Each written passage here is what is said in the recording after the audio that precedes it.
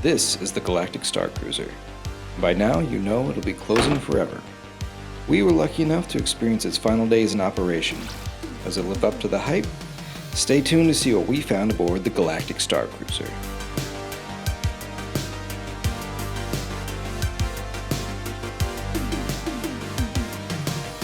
Hey there fellow nerds, welcome to DN Digital. This isn't our normal video, but today I'm taking you on an out-of-this-world journey to a galaxy far, far away. After flying across the country and sweating out the morning at Disney Springs, it was finally time to board the Halcyon. We entered the Galactic Starcruiser via a ground-to-space shuttle, and then we were guided through the atrium. Great place to stop and take pictures. As much as we wanted to run around and explore immediately, we were taken to our cabin. It's a bit small, but who cares, we didn't spend much time there anyways. We got into costume after we messed around with our robot butler for a minute. Welcome back. Then we were off to explore the ship. Let's take a look at the layout. In the center of everything, you have the atrium. Walking into the atrium was like stepping into a different world entirely. The windows framed the endless sea of stars, and the atmosphere was buzzing with excitement. Already there were characters hanging out, like full costume and masks and makeup and everything. Most of the guests were fully in costume too, so it was even hard to tell sometimes who was cast and who was a guest. On one side you have the Chandrilla Collection, which is a quaint little gift shop. It stays very much inside the world that they're trying to immerse you in. That being said, there are still plenty of t-shirts and souvenirs alongside in-world costumes. On the other side of the atrium is the Sublight Lounge, one of my personal favorite spots.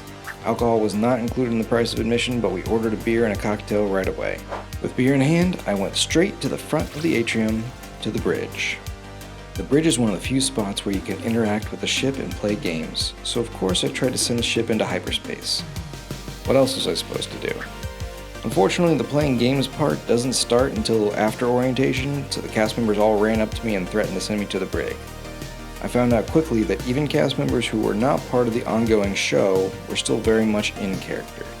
The bridge is very cool. It has about 1 million consoles and a giant screen simulating space.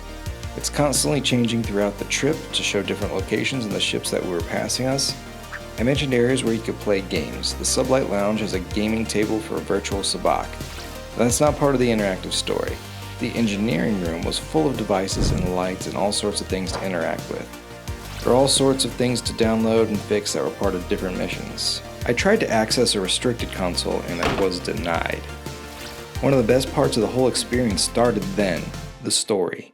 After failing to hack a ship's system, I was contacted by the smugglers faction aboard the ship and given a mission. Unfortunately, I think I failed that mission too because I wasn't invited on any more missions for the smugglers. They meet secretly in the cargo hold, but otherwise the cargo hold doesn't have much to do. Then we all got called back into the atrium for a muster drill. Essentially, this was just an excuse to get all the guests in one space for the ongoing show. Surprise, the First Order showed up, suspecting resistance activity aboard the ship.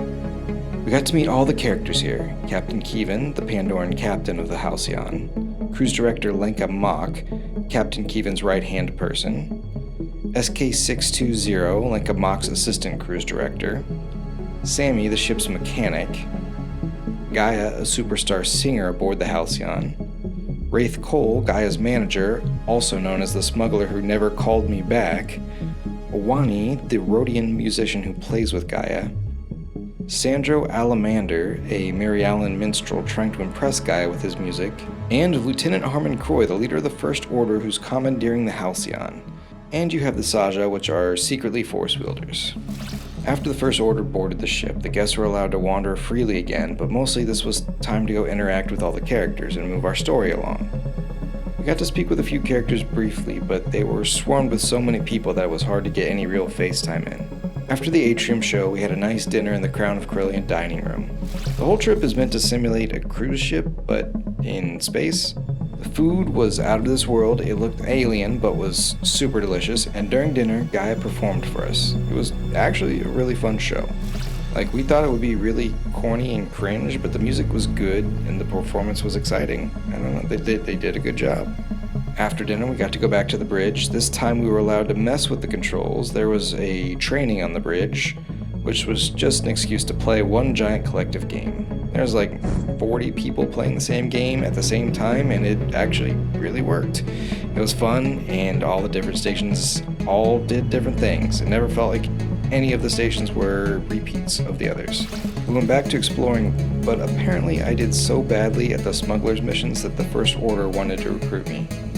Me and my fiance both only got First Order missions that evening. I didn't really want to be part of the First Order, but she did. So we did a bunch of those missions before lightsaber training. I was so excited. I wanted to impress the Saja and go down the Jedi path if the smugglers didn't want me. We both did our best, and the training is fun. They shoot light at you, and you use lightsabers to block. The part of the experience that blows me away is that they were evaluating us on individual basis on what stories we would follow. The Saja saw how good my skills were with the lightsaber and sent me on a secret mission on Batuu. The real adventure started on day 2.